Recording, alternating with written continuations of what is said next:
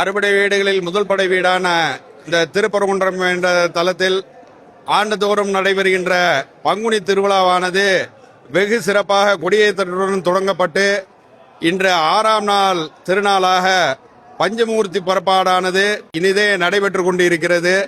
எனவே பக்த கோடி பெருமக்கள் அனைவரும் இந்த பஞ்சமூர்த்திகளை தரிசனம் செய்து எல்லாம் வல்ல முருகப்பெருமானின் திருவருளுக்கு பாத்திரமாகும்படி கேட்டுக் கொள்ளப்படுகிறார்கள்.